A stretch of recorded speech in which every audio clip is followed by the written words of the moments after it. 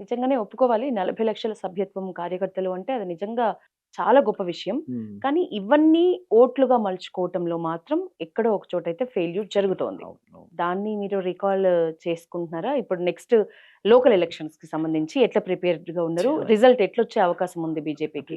Different స్టైల్‌లో అంటే ప్రజల యొక్క కొన్ని ప్రజలకు కొన్ని అసౌకర్యాలుంటాయి కొన్ని కొన్ని. అంటే వాటిని మేము కొన్ని ఫుల్‌ఫిల్ చేయకపోవచ్చు.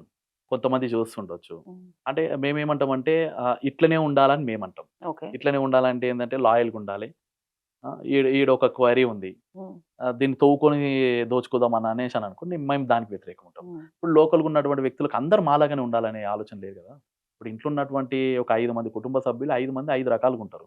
అట్లాంటిది ఒక గ్రామంలో ఉన్నటువంటి ప్రజలందరిని కూడా అవును. ఏకతాటిపైకి తీసుకురాలేం గదా! ఒకనికి ధనదాహం ఉంటది. ఒకనికి రాజకీయ దాహం ఉంటది. ఇంకోనికి ఇంకో వ్యామోహం ఉంటది. అన్ని రకాలైనటువంటి వ్యక్తులను ఒక తాటిపైకి తీసుకురావాలంటే చాలా మంది అంటారు, "అమ్మో! మీ దాంట్లోకొస్తే బిజినెస్‌లు చేసుకోలేం భయ్" అంటారు. "అమ్మో! మీ దాంట్లోకొస్తే రియల్ ఎస్టేట్ చేయలేమంటారు. అమ్మో! మీ దాంట్లోకొస్తే కమిషన్ పనులు చేయలేం మీ బీజేపీలో." హ్మ్. ఎప్పుడు సిద్ధాంతం. అవును. మేము మా సిద్ధాంతాన్ని మేము తుడుచుకోలేము. ఈ సిద్ధాంతాలకొచ్చే వరకు మా యొక్క ప్రయత్నాలనేవి ఇంతే స్థాయిలో జరుగుతుంటది. 40,00,000 యొక్క మెంబర్‌షిప్ అనేది దేశాన్ని దృష్టిలో పెట్టుకొని అందరూ గూడా వచ్చిర్రు జూడండి. వాళ్ళందరూ గూడా ఈ సిద్ధాంతానికి అడాప్ట్ జేయాలంటే కొద్దిగా సమయం పడతది.